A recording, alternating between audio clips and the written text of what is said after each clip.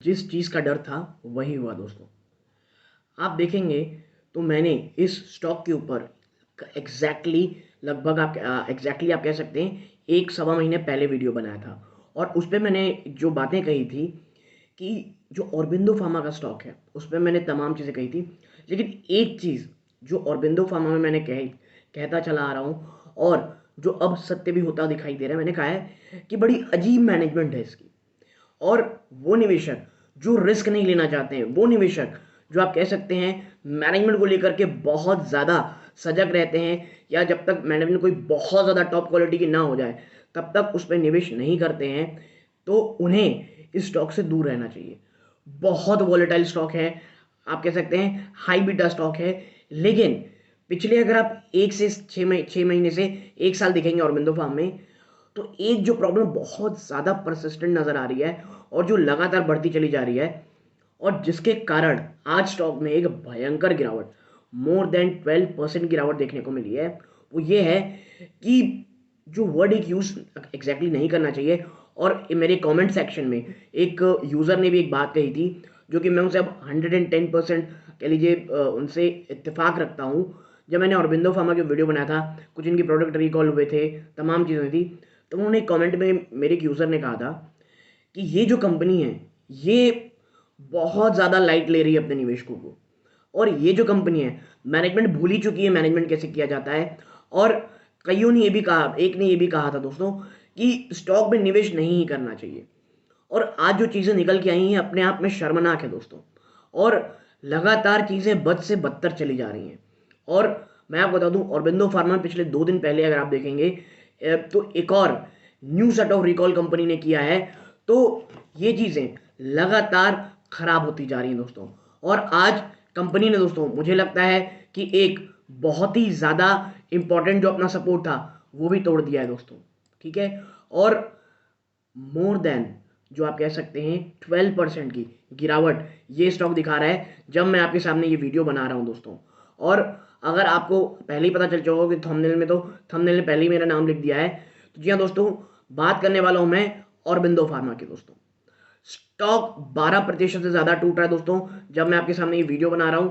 और मैं आपको बता दूं रीज़न क्या है। रीज़न है अरेस्ट। ईडी ने इनके जो whole time director slash promoter group of the company, उनको अरेस्ट कर लिया ईडी ने दिल्ली के जो लिकर केस है उसमें। तो ये जो अरेस्ट हुई है उसके बाद स्टॉक 12% से ज़्यादा टूट रहा है दोस्तों। और क्या ही खराब हो सकता है किसी मैनेजमेंट के साथ। और अब आपको स्क्रीन में दिख रहा होगा दोस्तों, कुछ ही दिन पहले आप देखिए लिखा हुआ है in a separate statement US FDA said Oromedics Pharma LLC, a unit of Orbindo Pharma, is recalling 11,520 units of Fondaparinux sodium injection in the US market. The medication and anticoagulant is used in the treatment of deep vein thrombosis. As per the US FDA, the company is recalling the affected unit due to being subpotent drug out of specimen assay. देखिए आप जो है ना, ये लगातार एक और problem हो गई और मुझे समझ में नहीं आ रहा कि भारत सरकार ये देख क्यों नहीं रही है कि ऐसे समय में, देखिए जब से कोविड गया ना, कोविड की जो सस्ती दवाइयाँ थी, इसके बाद जो डिपेंडेंसी थी भारत में, उसमें जो पूरी दुनिया है बहुत ज़्यादा कह लीजिए पैनी नज़र रखी और एक चीज़ समझ गई कि भारत को बहुत ज़्यादा पावर मिल चुकी है in terms of generic medicine. और आप देख रहे होंगे कि यूएस एफडीए लगातार हमारी भारतीय कंपनियों में आए दिन इंस्पेक्शन करते रहते हैं और हालात बद से बदतर होते चले जाते हैं जब ऐसी न्यूज़ हमें आती है। और अब 2 दिन पहले फिर आपने देखा, जो मैंने यहाँ भी बताया, कि एक और प्रोडक्ट रिकॉल हुआ है।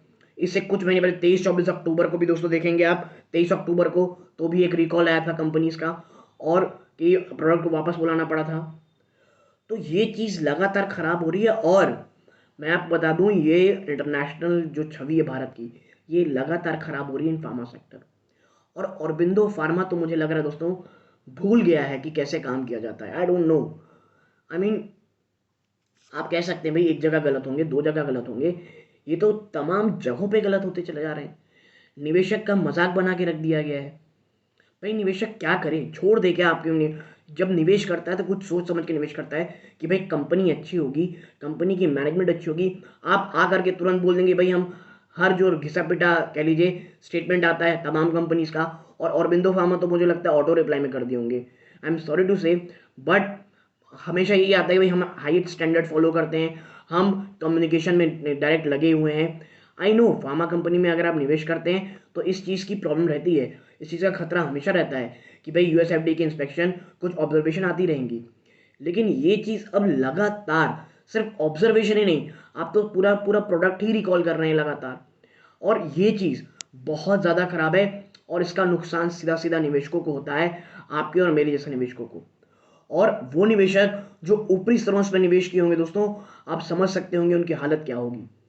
आज स्टॉक ने 500 के लेवल को भी, जो बहुत समय से, और आपको पता होगा मैं लगातार बोल रहा हूँ 500 का लेवल एक बहुत इंपॉर्टेंट सपोर्ट है, उसे भी बड़े वॉल्यूम से तोड़ा है और 12% की ज़्यादा की गिरावट आपको यहाँ देखने को मिल रही है। तो मोर और लेस रीज़न मेरा ये कहने का है दोस्तों कि ये कब तक चलेगा, और बिंदु फार्मा की मैनेजमेंट को पूरे क्लियर तरीके से आना चाहिए।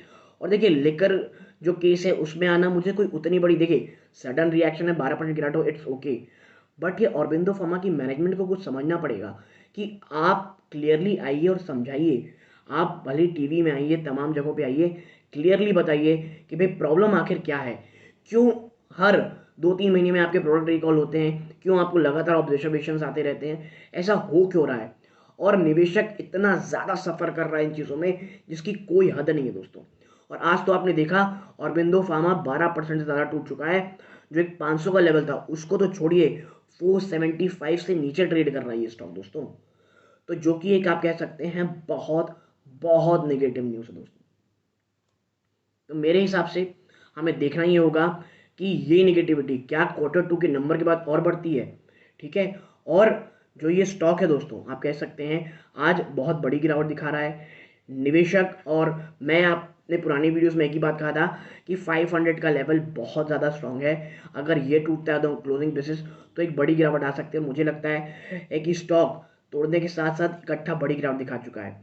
मैं ये वीडियो आपको बता दूँ लगभग 2 बजे के आसपास रिकॉर्ड कर रहा हूँ, शायद बाजार बंद होते हो तक स्थिति शायद थोड़ी सुधर जाए, 500 के शायद ऊपर आके ट्रेड करने लग जाए शायद, या स्थिति और बद से बदतर हो जाए। लेकिन जो फंडामेंटल सवाल है उसका जवाब कौन देगा कि लगातार मैनेजमेंट की इतनी, ये कह लीजिए इतनी जो एक हिंदी में वर्ड होता है छीछा लेदर क्यों हो रहा है इनका। आप देखिए एक और होल टाइम डायरेक्टर अब अरेस्ट कर दिया गया ईडी के द्वारा, ठीक है।